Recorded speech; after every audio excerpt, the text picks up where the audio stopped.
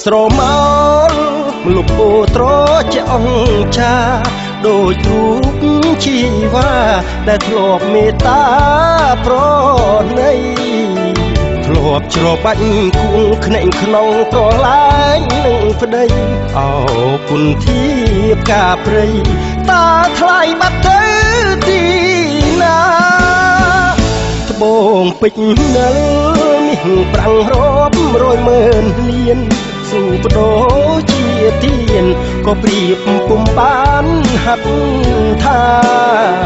អង្គរឿងធ្លាប់ដេកអំរែកធ្លាប់ដាក់ផលឡាចានឆ្នាំងខ្សឹបសួរថាតាស្រជីវ៉ាបាត់ទៅណាហើយអីលើគឺតាវាចា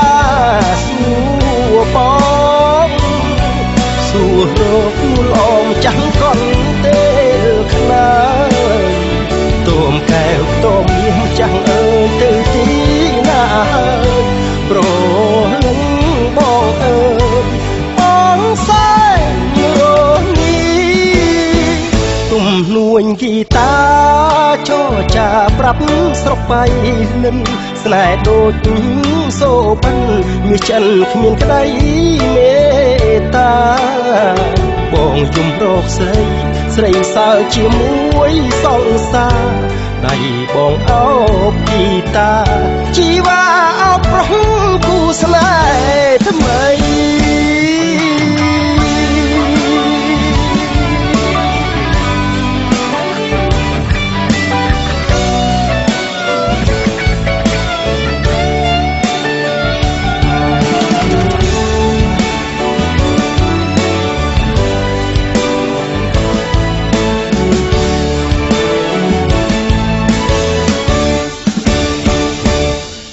ឥឡូវគីតាវាចា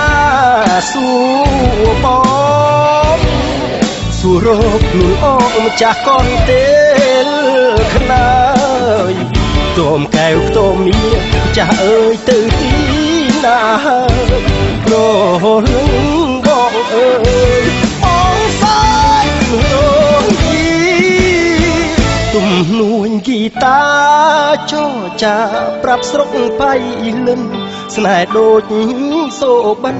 មាសឆ្អិនគ្មានក្តីមេត្តាបងជុំរកស្រីស្រីសើជាមួយសង្សារ